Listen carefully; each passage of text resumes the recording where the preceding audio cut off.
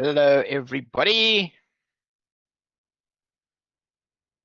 I just want to upload. Sorry, good afternoon. How's it? How you going? Oh, good. All good. It's good. Afternoon. It's How's it? crazy. But yeah. Oh, crazy is good, hey Mel. I We prefer like. to. I literally would prefer a little bit less crazy on my side. Oh, you would? Okay. Yeah, I don't know. I'm enjoying the crazy a little bit. I have to be honest. So yeah, it's all good. There we go. Let's just see. Change my view for a second. See everyone. There we go. Well, I've got a colleague of mine. I don't know if he's going to join us today. A guy called Virgil. He is. I've known him for quite a long time, and we're looking to do something similar in terms of a program for his financial advisors. So he's actually hopping on to both sessions. I don't know if he'll be on today. So if you see a Virgil, he's quite a cool guy. You should actually when he does get on network with him. I think he can add a lot to what you're doing. He's very connected and knows a lot of cool stuff. So I'm hoping he'll be on today. But he may or may not. But he'll join us from next week, which will be pretty cool.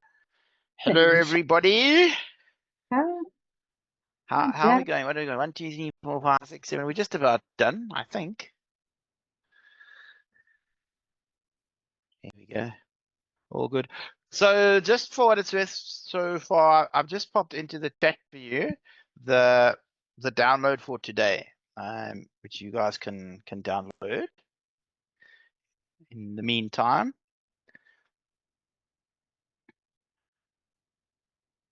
Mel, are you thinking we're gonna get a few more in? Yeah, we should.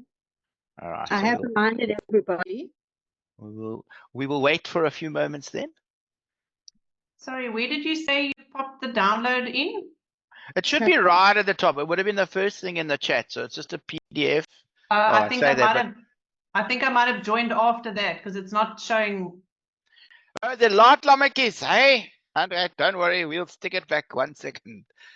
We can fix that in a jiffy. And just like that, just give it a second to upload and it should be there for you.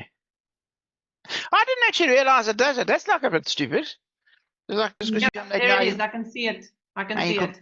You can't have the stuff before because you came late. Like, seriously, Zoom. Who works like that? Anyway. So that's why I always in a BNI meeting, I always tell people not to put the business card up too early because then the other people that come in late. And if I put something in the chat bar and you're in a breakout room, you don't get to see my message. What, like ever? No, well, unless you say chat and then you get it. I'm just trying to find my book. Oh yeah, okay. Yeah, I guess that makes sense. All right. I did say in the chat, I'm just putting Lisa and I are just putting our videos off because we're both in the same office. So when it causes like a lag on the video. Okay, all good. We'll just have to remember how beautiful you are. That's all we can do. James, if you're going to start flirting with the girls, you've got to flirt with all of us. Oh, I can't do it all at once. I can't flirt with you all at once. Otherwise, it's not special anymore. Just wait. Your turn will come. I'll make another plan.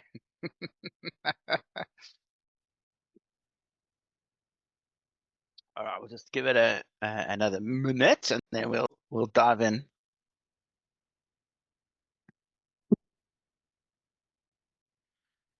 Esther's joining us. I'll have to put it back in the chat for Esther now. Don't stress. We can actually I can just copy it onto our WhatsApp group. Oh, you need it for today. So like I do need to stress. Esther, you got to check the chat. There's a PDF you download. Okay. So while she does that, let me dive in. Are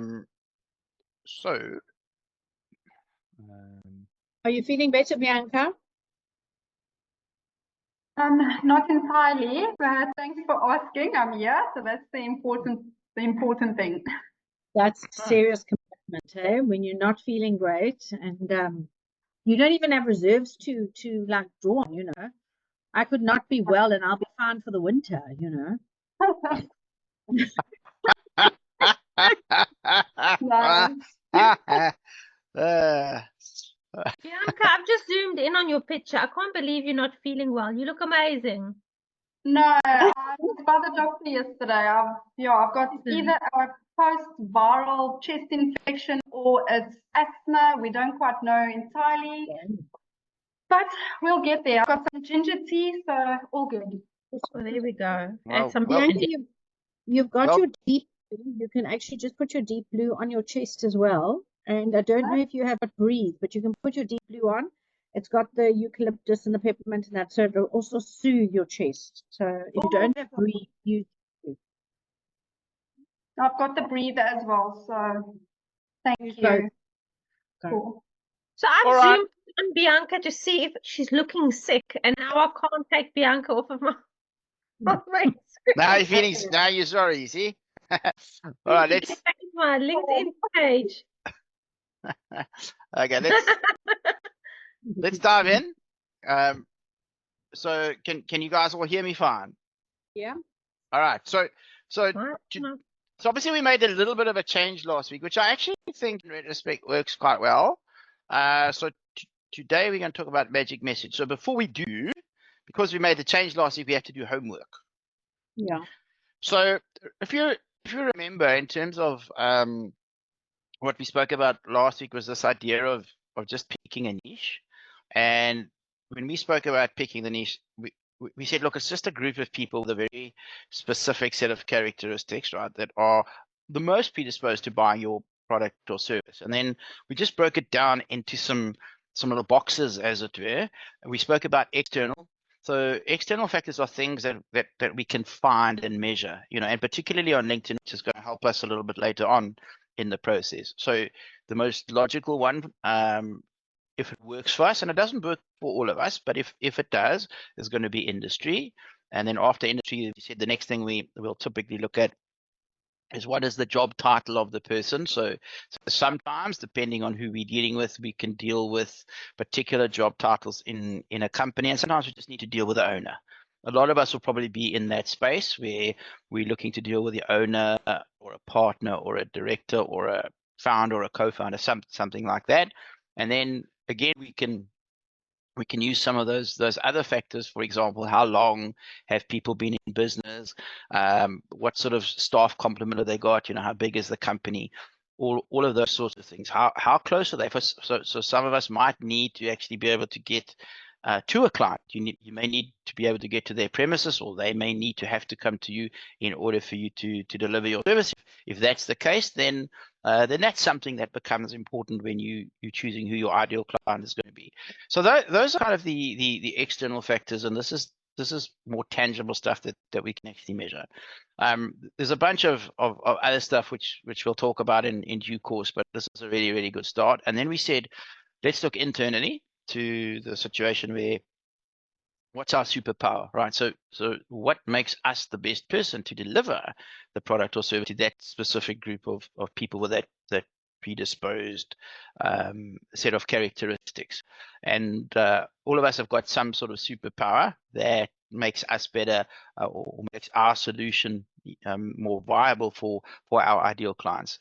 And then for those of us that have got it, we said, okay, makes sense. Let's look at our existing client base and let's look for clues in there. Because an existing client base is a clue, right? Existing clients are a win. It's something we know that's working.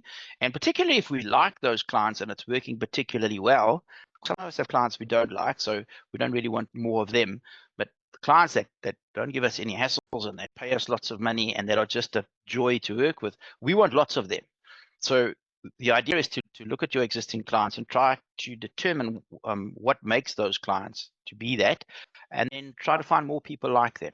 Right? And then we said you're going to go ahead and create your niche. Right? So what I'm going to do is pull this back, and I was going to go in order of my screen. So Mel, you are the first one up. So who's your niche? my niche is professionals who are battling to have a good night's sleep.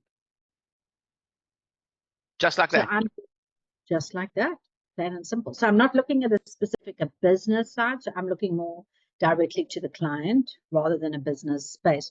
So if I needed to go business, then I would probably go your executives, business owners. If I was talking purely in the LinkedIn space, I would probably look at your executives and business owners. So how do you find a person that needs a good night's sleep? Generally, and for me, it's about a referral. So you may be having a cup of coffee or a glass of wine or a meeting with somebody, and then they talk about, I can't sleep. And then if you've had a good experience, you go, oh, I know somebody who can help you. And so then I get the referral. And 9 times out of 10, it's business. Literally, it's closed business because of the referral, because they've had such a good experience and their lives have, the quality of their sleep and their lives have been improved. So then it's almost guaranteed business. Okay, so there's a little bit in that. So if I remove you just for a moment from the referral side of the business, right? Yeah. Because that part we've all got whacked in this group anyway. We're building towards that. And I say, okay, if you had to go out and do something on LinkedIn, you had to place an ad, and you really had to think about it, like who would the logical person be to target? So like who's not sleeping, right? Probably someone that works a normal 9-to-5 job, probably doesn't care. Somebody who's like burning the midnight oil because they like, you said professionals, because attorneys work long hours, accountants during tax season, etc. You can actually be a lot more kind of specific in terms of if you were going to target and reach out to people. So what you're always trying to do is to stack the deck in your favor.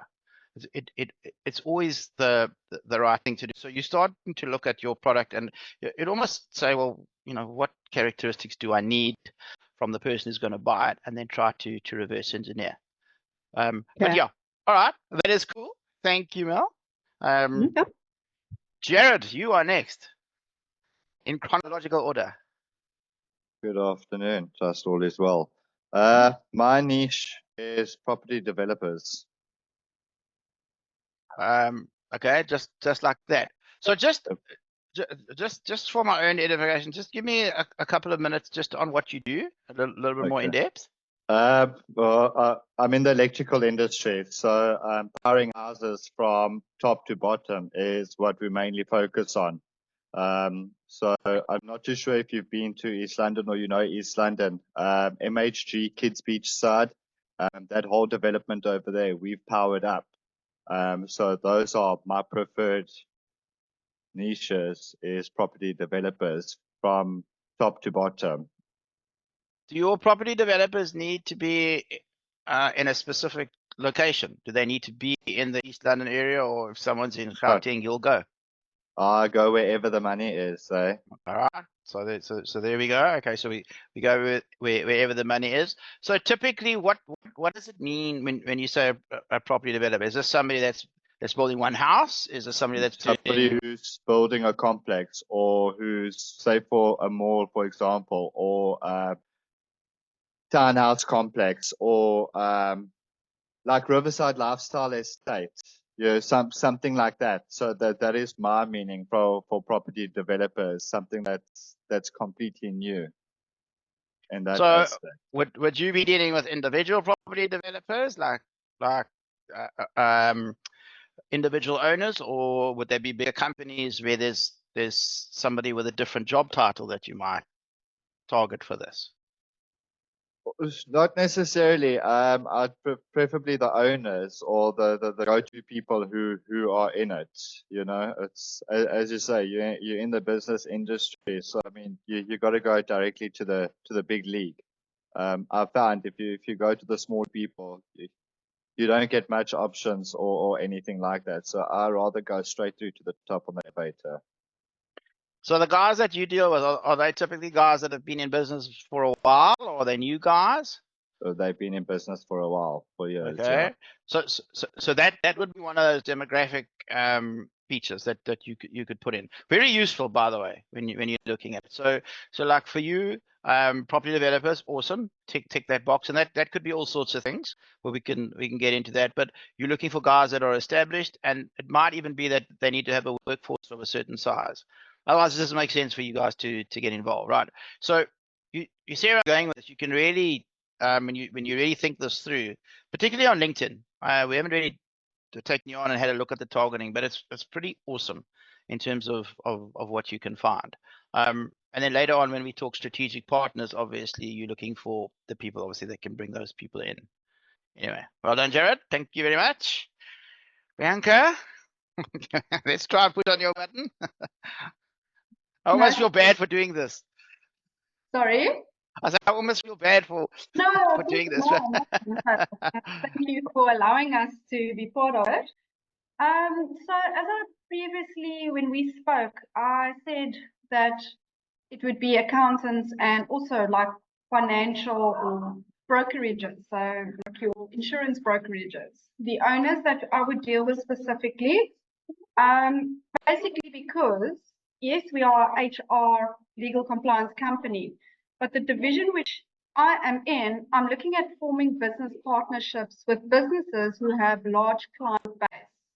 And for me, that is just the logical way and which would work well for where I'm heading. Okay. So, like, I like what you've done essentially is from where you're at in terms of what you're selling, and then saying, well, who's the logical person to be able to give you those partnerships? You might break that down a little bit more, right? So the chances of you, for example, getting in front of a partner at Deloitte's are somewhat reduced, rather than the 2 or the 3 partner firm. Just as an example, that stuff's important when you're targeting. And the other thing that you guys will see also when we get into the messaging and everything, the messaging, but when we get into Sales Navigator to find people, is that depending on which of the filters you use, you can actually make quite a lot of interesting assumptions about the group of people that you're speaking to.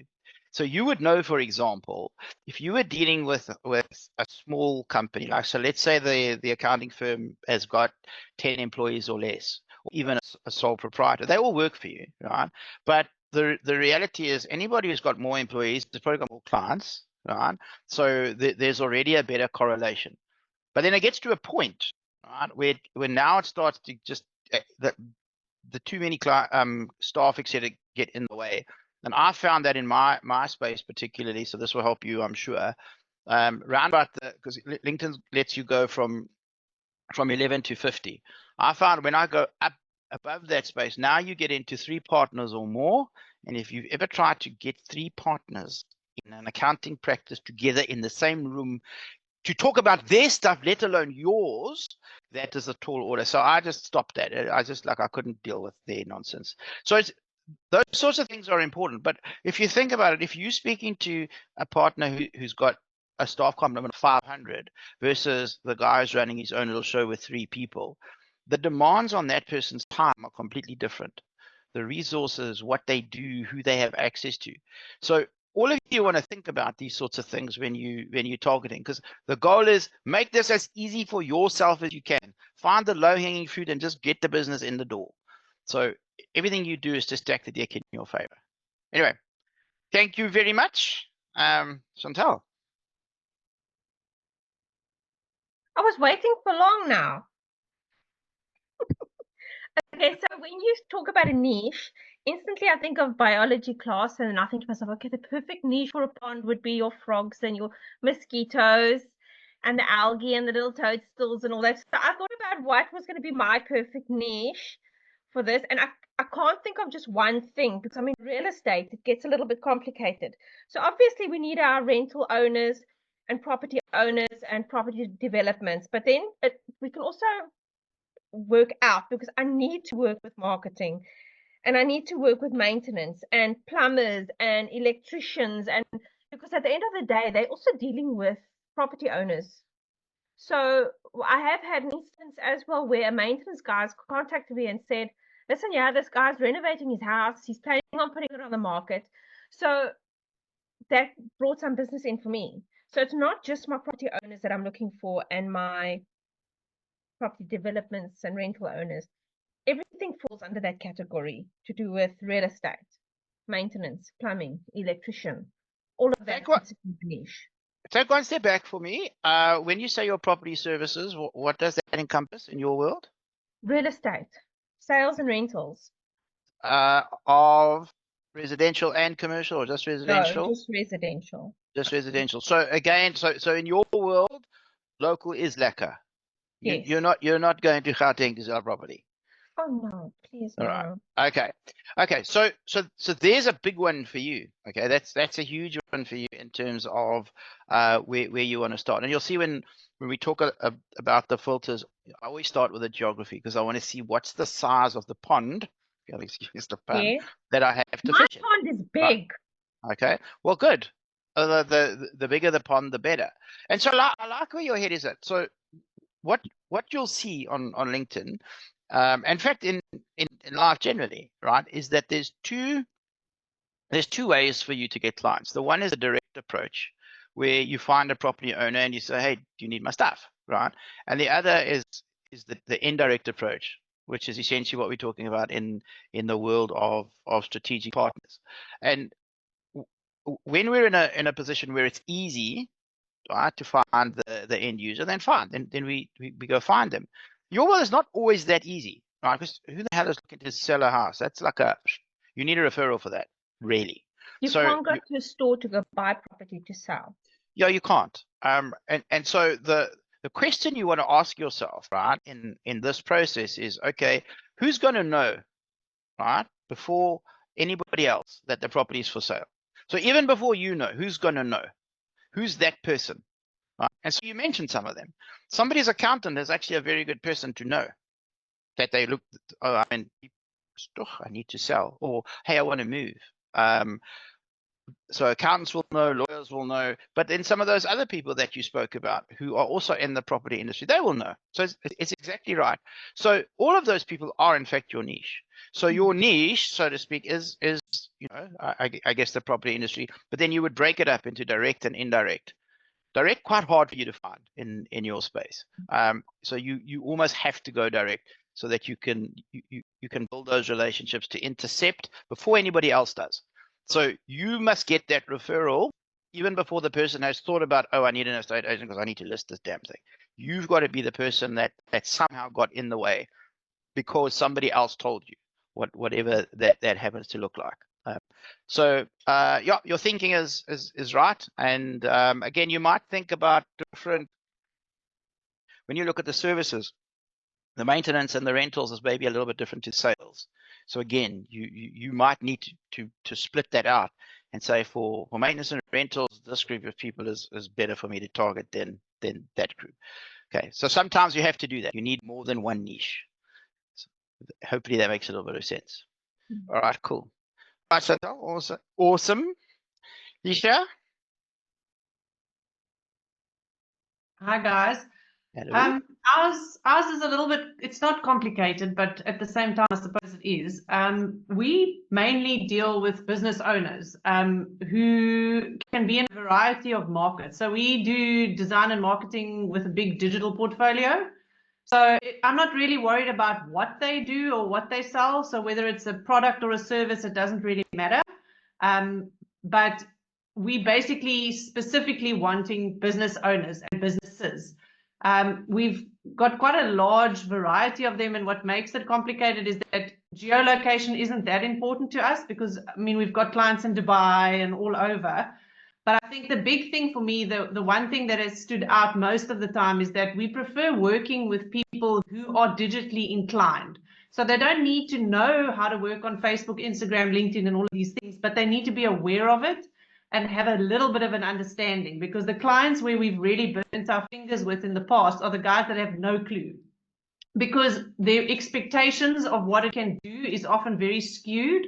So I think that's one thing that maybe we've learned, is that it's something that we look for, is that are they on a few portfolio, like are they on Instagram themselves, are they on Facebook, are they on LinkedIn, And if they don't tick at least one of those boxes, then we try and rather steer clear, because they really don't know what we do and the world that we run in, so it complicates it a bit.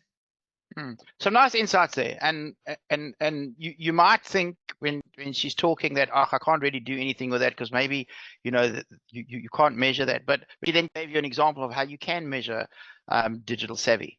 Also, you might look at that and say, okay, well, which industries are more likely to have the digital savvy than others? So while you say industry doesn't matter, it might not matter per se. Okay, it's the same with the accountants. You can deal with anybody. Doesn't mean you should. If you look at your product and service portfolio, what is it you tend to do the most of? What's your core stuff? See, ours is quite vast, and that's what makes it difficult. But what we've done in the past that works really well is, like, we'll go on a mission. So let's say, for example, we say, okay, we've got a really good portfolio of restaurants. We want to focus on getting more restaurants. Then for a month or two, we'll focus on doing that. Once that's complete, we'll say, okay, well, we've got a really nice portfolio of, let's say, attorneys and accountants. So let's focus for a month or two on that. So we kind of break our year up according to themes and who we're targeting at a specific time, relevant to the customers that we have and enjoy working with. Perfect. Okay, so a lot of guys, I hope you heard a lot of what she said. There's a lot of real common sense going on there, right? In terms of breaking it up. For a lot of you, you won't have necessarily the ability that she does in terms of being able to service all those different people and to break it up. But it does make sense. And one of the things I really liked about what she said, and this is very important. Okay, I like really encourage all of you to do this. Is she's not chopping and changing the niche every 20 seconds.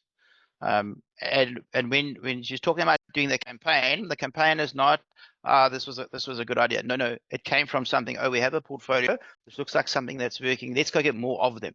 So she took the success. She's saying, okay, let's go get more, and using the information from the success. Now we're focusing just for a period of time just on getting those people. And when you speak to them, you say, oh, guess what? We've actually been dealing with your competitors. What amazing results. Maybe we can help you do the same thing. So hopefully you guys picked up a lot of what's going on there. So obviously in marketing, there's a little bit more savvy than maybe the rest of us that are still catching up. So thanks, Lisa. Esther.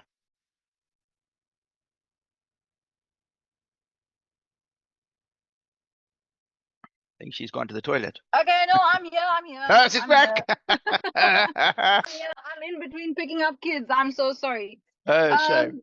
So yeah, for me, it's my target market is small business owners, anywhere between turnover between 300,000 to all the way up to 10 million. I basically just focus on making sure that they're compliant with their businesses. And then as they become compliant, because the majority of them, when they come to me, they're not compliant. So I get them compliant, and then I help them grow their businesses. I give them business advice, etc., etc.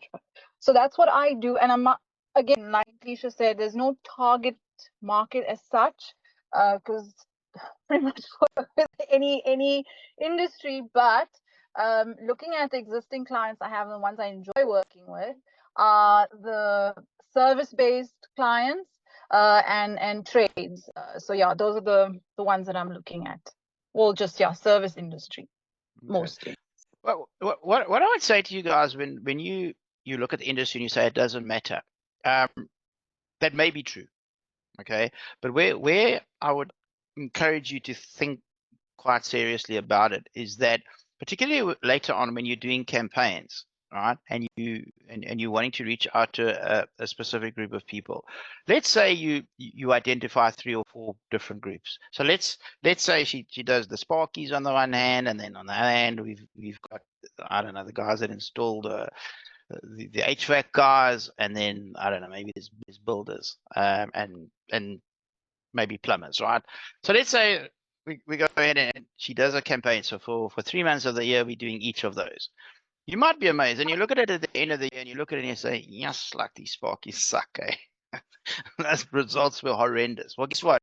The Sparkies are off the list. They're off the Christmas card list. We're not speaking to them again.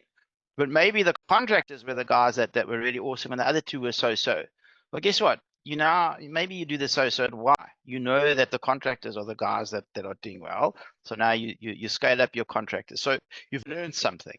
Then you go, now maybe you say, okay, now we're going to do service. And again, service is different, right? So if you're dealing with professionals, it's a different level of service to office admin or something like that. So again, you might pick a few and you try a couple of different. Attorneys are completely different to, for example, engineers. Yeah. And again, so you get to test that out. So you get quite a lot of data, and eventually you might get to a point where you just hit a golden vein of form, and then it's like, okay, well, I found with my bum in the butt here, but you didn't really, because you tested some stuff. And if something's working, then you scale it. If it's not working, you look at it, you say, okay, well, I learned some stuff. Probably would have picked up a client or two in the space anyway, but it's really not worth your time going on. Because like if you've got 5 attorneys, like Lisa was saying, right? If you've got 5 attorneys, even you, Esther, just for argument's sake, Yeah. the reality is, right, they're all the same. By and large, Yeah. they have the same problems. Yeah. They have the same challenges. They have the same restraints. They have the same objections, etc. So the work that you're doing gets streamlined at the back end of this. This is number one. And you are a genuine expert. When you start talking to attorney number 6, you speak attorney now. You speak legalese. You're a different animal, right? And then they get it. It's like, oh, this person really does understand me. And then it's easy to grow the business in that space because you already got traction. So when you're thinking about industries, think of it more from that perspective. So even though you can service everybody, just like say, okay, well, where's my best chance of success? Even if you make an assumption and then you say, okay, I'm going to try that, and then you see.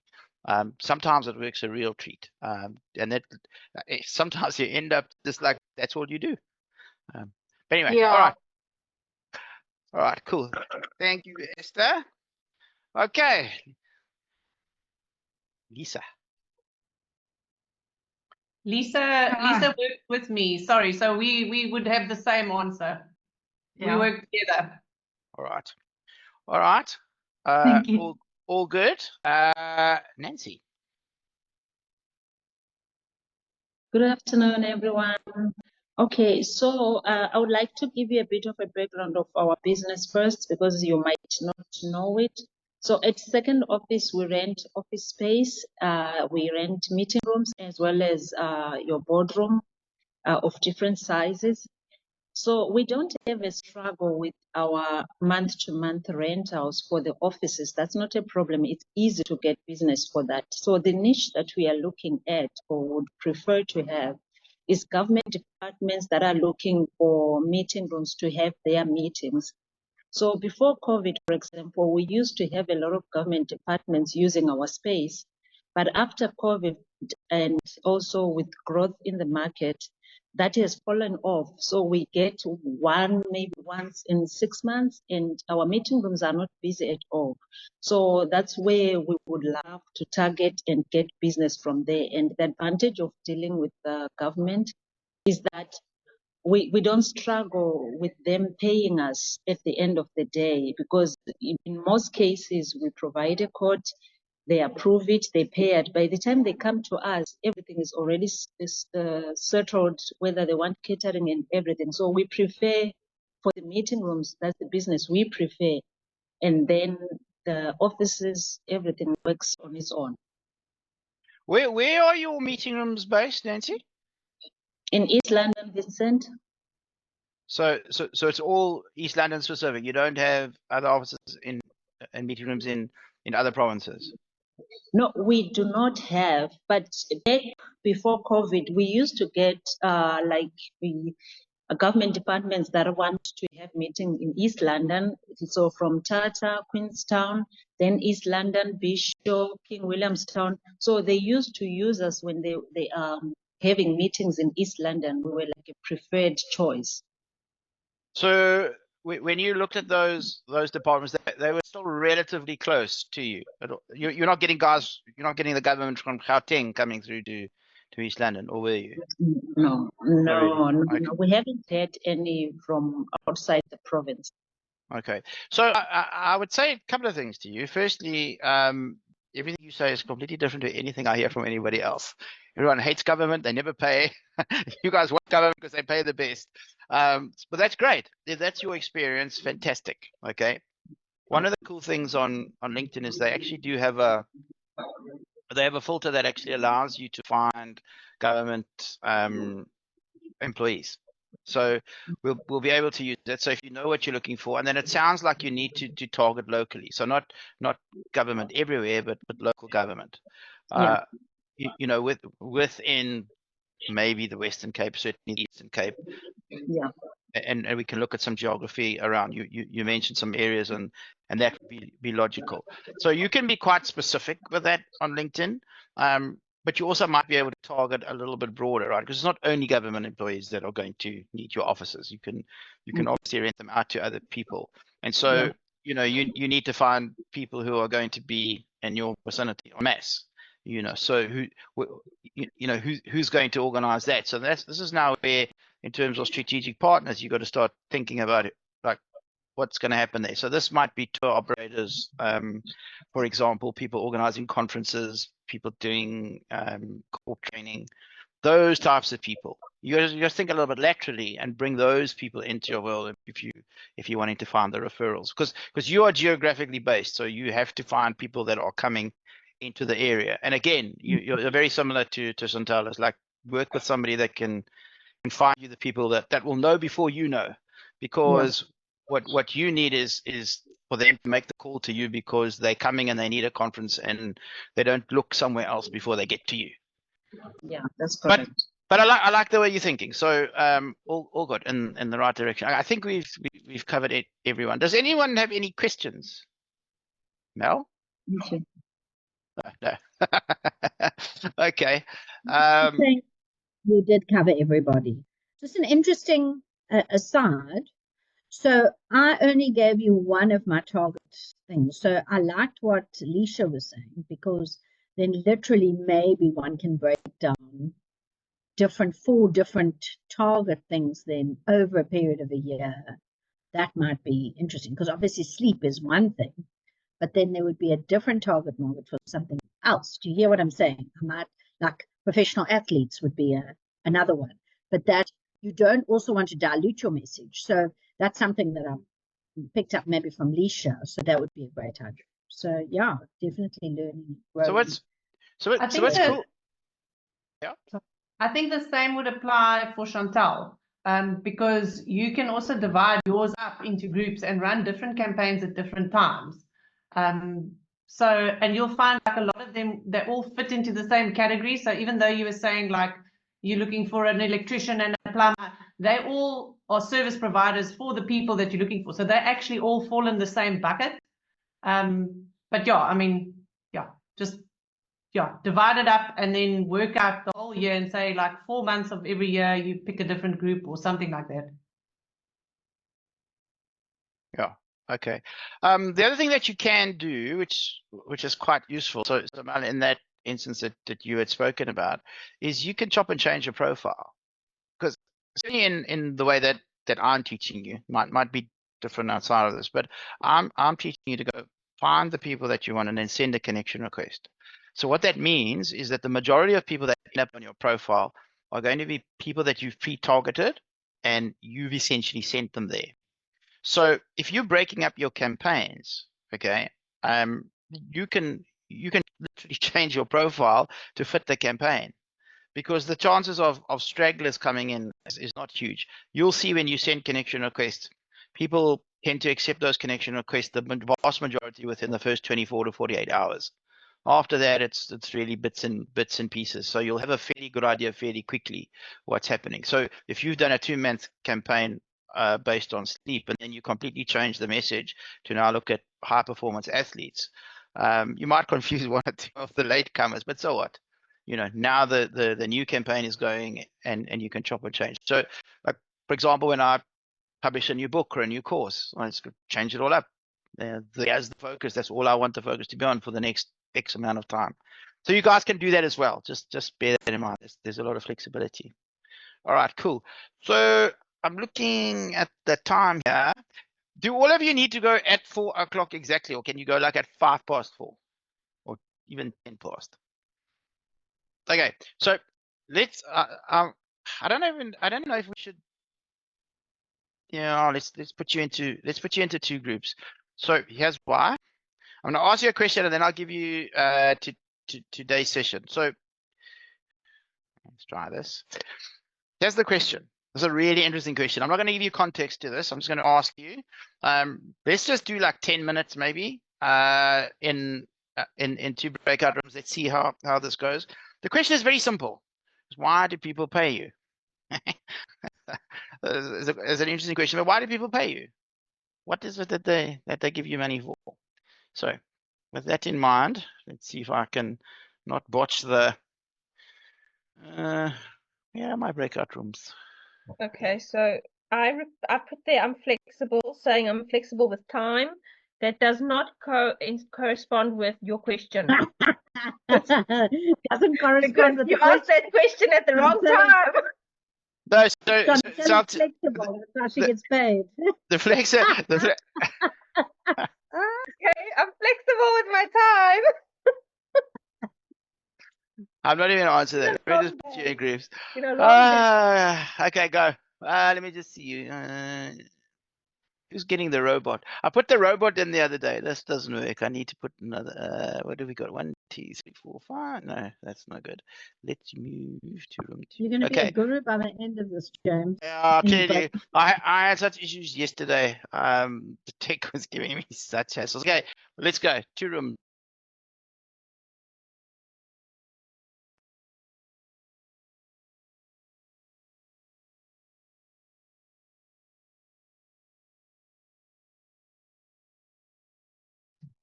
Hi, Bianca. How are you? I'm good, and you? I'm just driving still. Oh, shame, man. No, Oh, I'll be nice. home soon. I'll be home soon. Oh, I see we've got Leisha and Melanie's with us. Oh, okay. Okay, so do you want to tell us why people pay you, Esther? Before you, while you're driving, or do you want us to wait? Yeah, I don't mind. People pay me to make sure I do their books, their taxes, make sure they're compliant, save them money. Yeah, that's why people pay me, and help them grow their business. Ah, good. Excellent, excellent. Bianca, what do you think?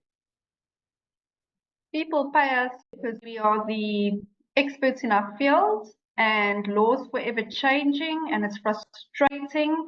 I often find business owners and business persons don't have the time or possibly the knowledge to have the capacity to know what's going on if they're running a business.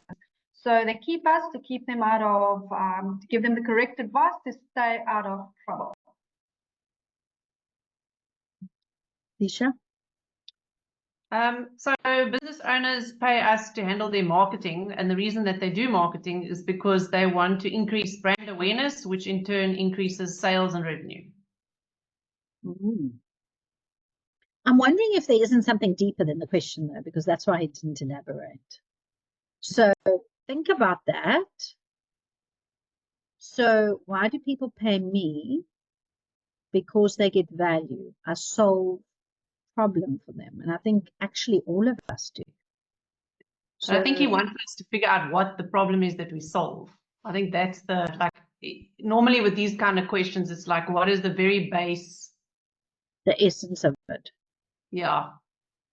Well, some people pay Esther and Bianca to stay out of jail or to stay out of SARS prison or to stay out of Labor Department prison, you know.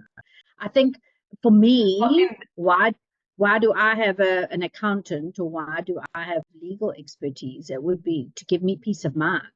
So it's more than for me, and I'm doing it vice versa. Why would I pay an accountant for peace of mind? Why would I pay a legal person for peace of mind? And yes, to access their expertise and their thing. So yeah, I think I would, if you don't mind, Melanie, I think I like what Bianca said, because she was saying about how there's always changing legislation, things are always changing, and being the expert in our field, we know what that legislation, we're required to keep up to date anyway with that legislation. So with that expertise, which the small business owner or the individual does not actually know, and that's why they pay us to help them, give them that advice, make sense of it, make sense of the numbers, and give them advice and make sense of the legislation and help them stay compliant. That's the problem, I guess, that we solve, of just making sense of complicated things. Yeah. Sorry, trying to. No, but that's true. But Lisa, don't you think you're in the same space, because I think the social media space is keeping it's evolving all the time, and having somebody like I don't think so much. Ours is actually one of those things that people refuse to acknowledge, but my industry is about vanity. It's the end of the game. That is, people want to look good and they want to earn lots of money. That's what it's about. But you'll hear people like, it's about the sales, and then you go, okay, but why do you want the sales? And then it's because they can do more. And at the end of the day, it's all about what they look like. So if I had to strip it all away, it comes down to that. And whether it's for good causes or bad causes is besides the point. It really is on a visual side what it looks like, what they look like, the car that they can drive, because the more sales they can have, the house that they live in, and we don't say that because it's not a nice thing to say, and everyone will say, no, but it's not about that. It's not. It's definitely not. But ultimately it is, because we all want to live in a nice house, drive a nice car, have a really successful business, and that's what makes it tricky. Hello, James. Hello. Nancy. Hi. I'm room hopping. Oh, You're room you hopped as well. Did I make you hop? Yes, I'm Oh. here now. Oh well. Here we go. He's bringing the crowd with him. I'm bringing the crowd. Yeah. Jeez. Yeah, you're right. I'm going to be a Zoom expert by the end of this. And I wanted to. There's a cool new app I was actually looking at in order to do this, and then I chickened out at the last minute. I probably shouldn't have, because it's way cooler than this. But anyway, yeah, here we are. So does everybody here know why people pay them? Well, we were chatting about two different levels, two parallels. There's the simple answer. So Bianca, you give your simple answer, and then there's a deeper answer. And Lisha can share the deeper answer. Go, Bianca. Okay, so the simple answer is we are experts in the field, so they pay us to obviously we keep ahead of the law. We provide a solution for them in that regard, because they don't have the time to keep abreast of the law. They are there to run a business. Okay. And the deep psychological answer, the emotional. Answer. What's the deep answer? Yeah, it's kind of it's like what Mel was saying. So the simple answer for us is, companies pay us to handle the marketing of their business, so that in turn they can own market share and be more visible and increase their sales. But if you break it down to its core, it's vanity. I sell vanity because customers of ours want to look good. That's what it boils down to, even when it comes back to the sales of it. Why do you want to increase your sales? Maybe you want to make your store look nicer. Maybe you want to, I don't know, go on a fancy holiday, drive a better car. It's, that's what makes it difficult. So on paper, yes, we do marketing because we want our clients to have a better market share, be more brand recognized, have more sales. And on a deeper level, we make people look good. Cool. And then for Bianca and Esther, the peace of mind that they would bring, having them as partners. So it's more on a deep level, the peace of mind, not being in trouble with the Labour Department or with SARS. So there's the layers of complexity in terms of why do people pay us. 100%. Okay, you guys are all on the right track to some degree. I'm just going to whip us all back out into the close all rooms, into the big room. So see you all shortly.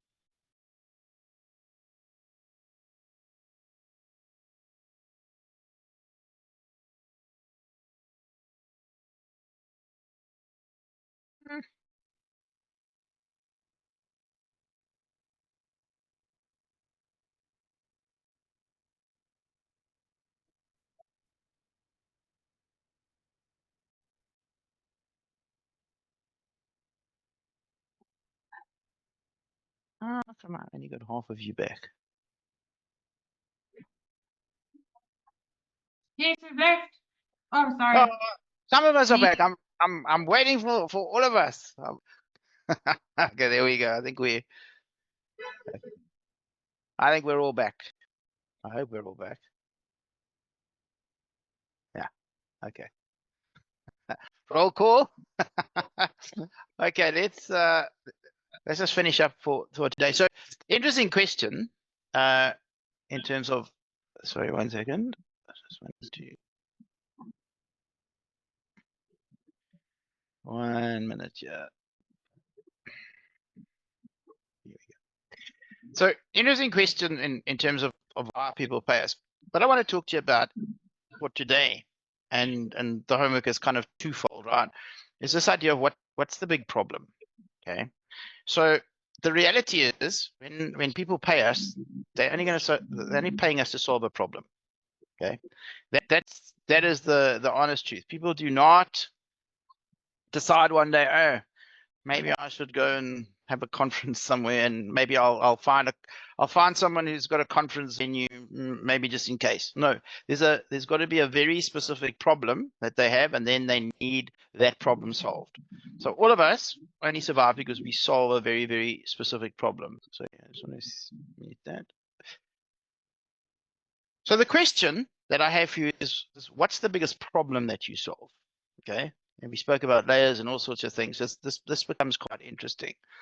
And the interesting thing with problems, and a lot of you might not think about this, but I want to give you a different dimension when it comes to problems, is that a problem could be positive or it could be negative, which is interesting, right?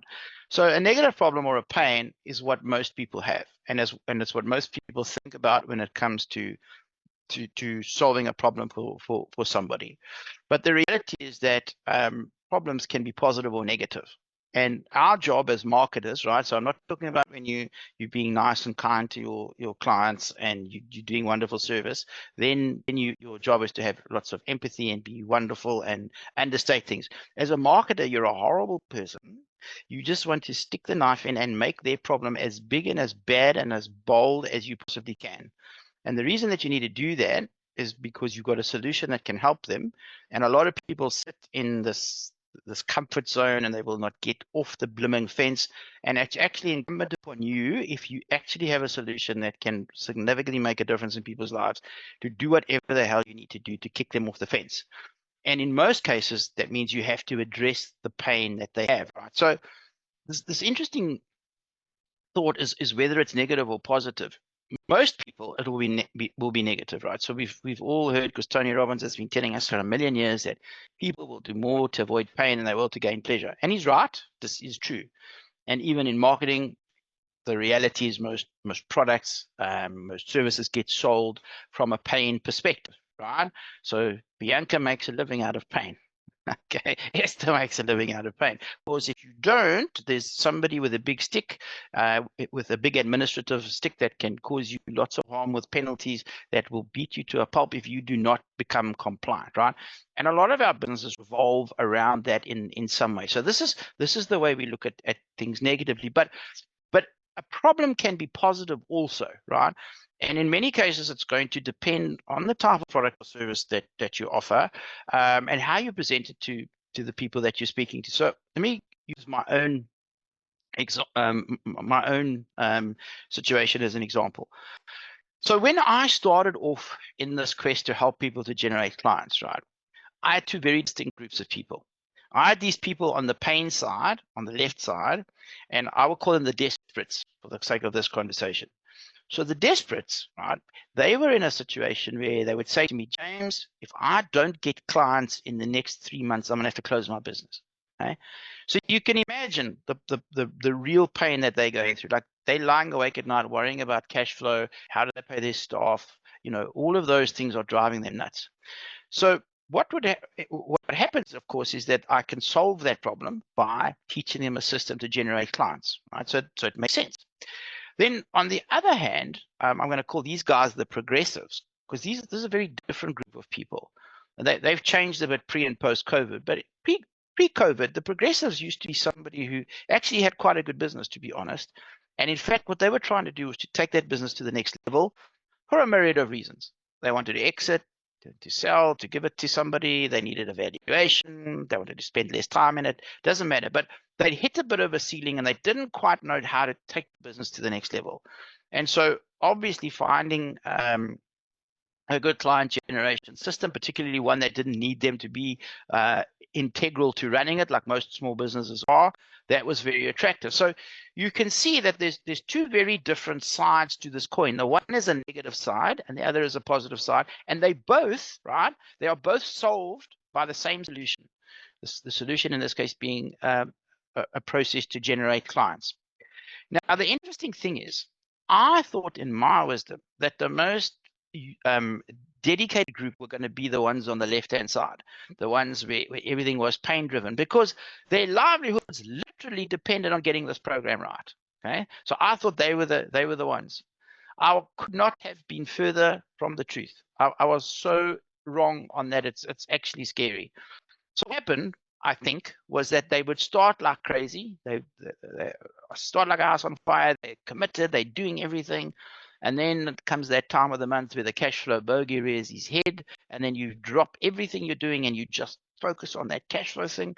So what ended up happening was that they wouldn't complete the program because their mind and their focus was redirected. And I found this to be personally very difficult because I had taken money from them, which I knew was difficult in the first place, and I knew I had a solution, and then they didn't finish the program. So not only did they pay money they didn't have, they then didn't get the solution to the problem. Okay, I found that personally very difficult to deal with. It's a story for another day, which I'll come back to on another day.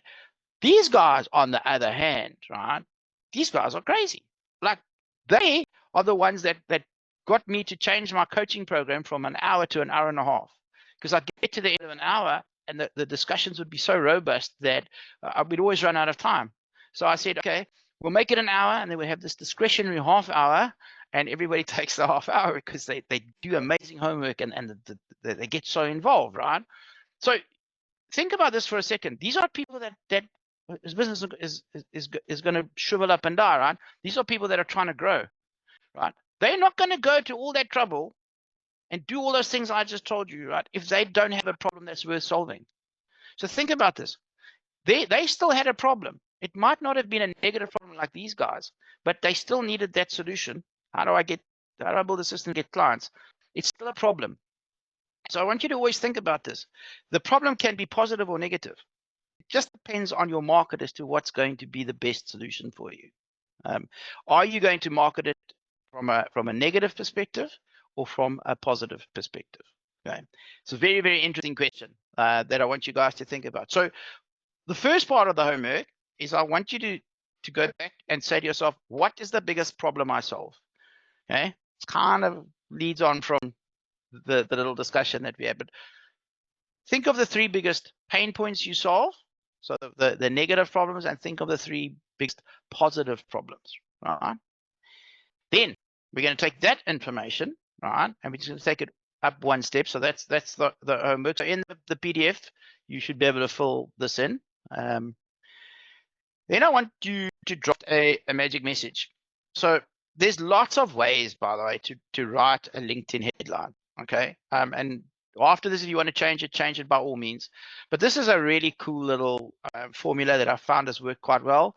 And it gets you to focus the mind really well in terms of being very, very specific in terms of what it is you do. So the formula goes like this, and it's in the form of a question. So it starts off, if I could give you, and then the first part of the formula is a result I know you 100% really want. Okay. In other words, what is the big problem that you solve for people?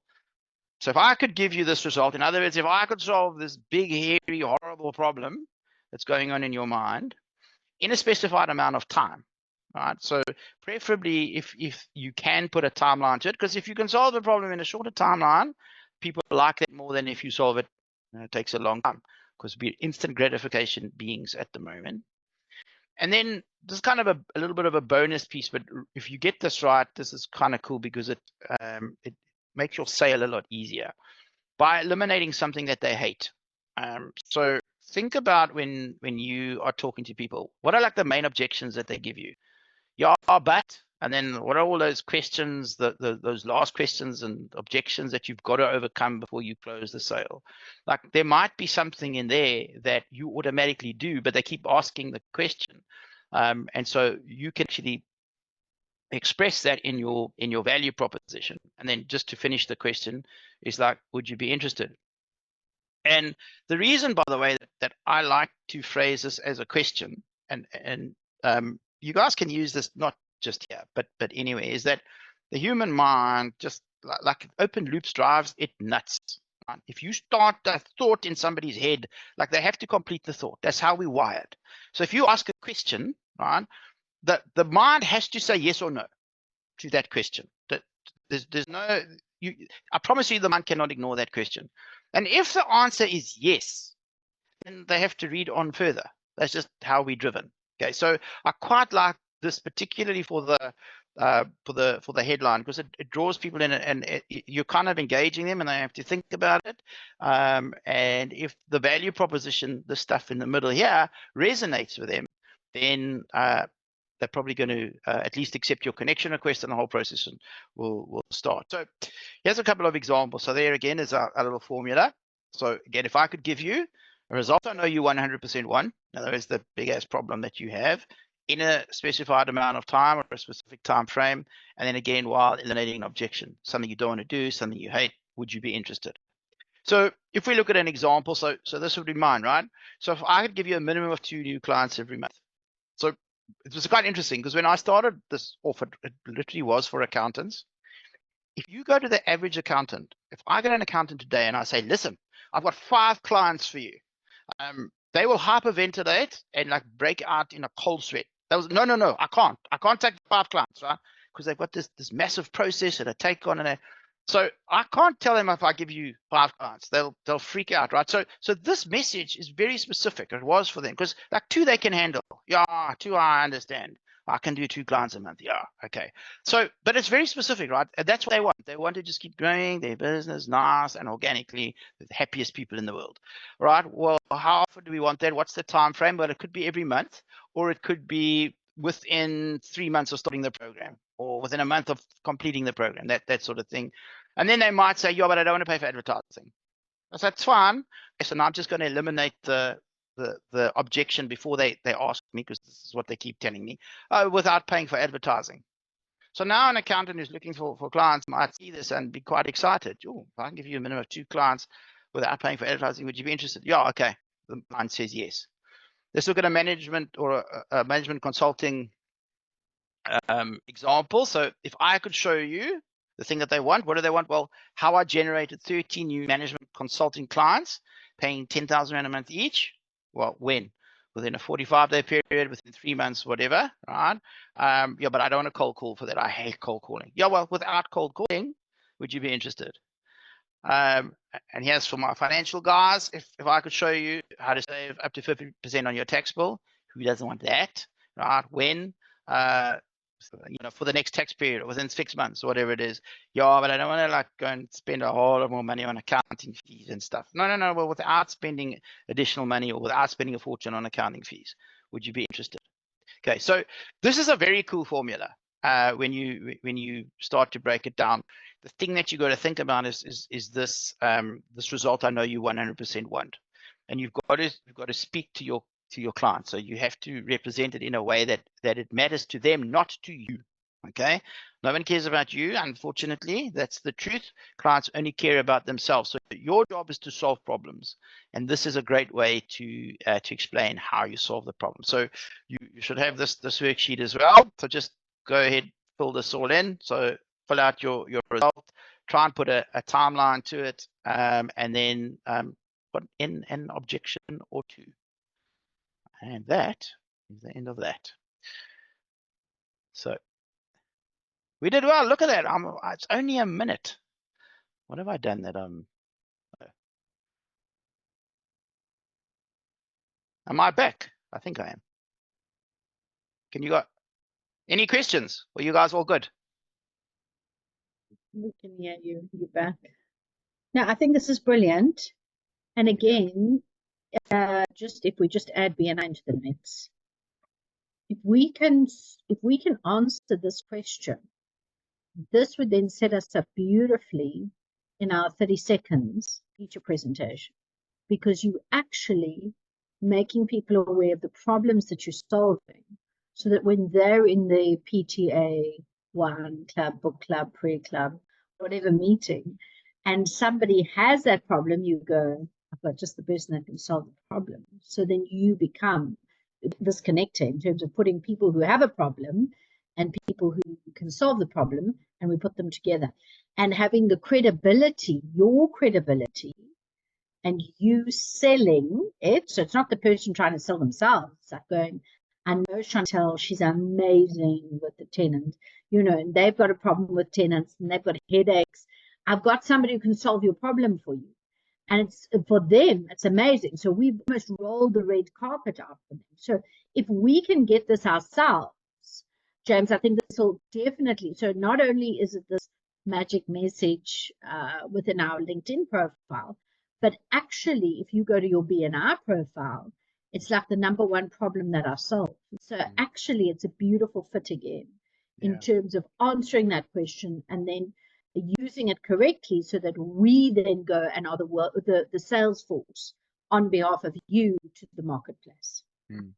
That's what I was referring to a little bit earlier. So Mel's tied this together quite nicely. When you remember in the initial meeting when I was talking about this idea of being referable, you guys take a bit for granted because BNI do a much better job than most people have got.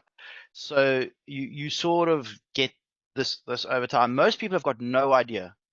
You should see my other group, like clueless, right? It's quite interesting, and a lot of these guys are professional people. That's not a slight on them. It's just to show you that the stuff is not necessarily very intuitive, and it's well worth thinking about. And when I was talking about this idea of referability, you know, oftentimes people want to refer you, but they really don't know how. And if you get this whole thing right, and particularly from the LinkedIn profile, and then you move that over to the BNI profile, honestly, someone can just refer you to the profiles when this is all over. So they don't have to do the selling job.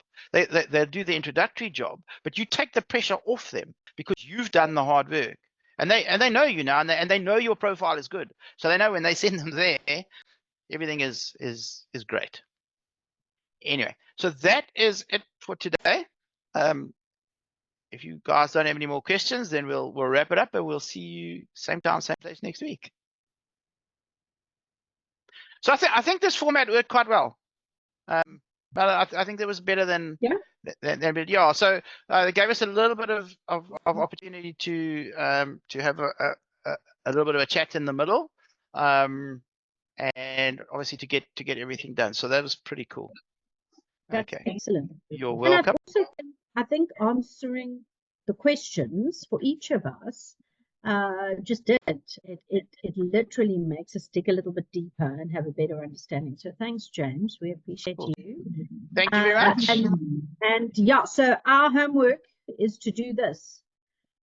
And to create our headline. So, and I hope that everybody is starting to, as you're starting to learn, then go back and look at your profile and go look at your space. And I already went back straight after James's last session, and I went and made changes to my LinkedIn profile. I was like, oh, that got me thinking. So I changed my cover page because I realized it was a nice picture, but it was got nothing to do with anything that I was doing. I just put a nice picture on there. So thanks, James. You're making us think and you're getting us actioning. And so all right, good stuff. All right, guys. Well, thank you very much. Thank you very much, James. I love these sessions with you guys, and we'll see you same time, same place next week. Perfect. All right, guys. Have a good one.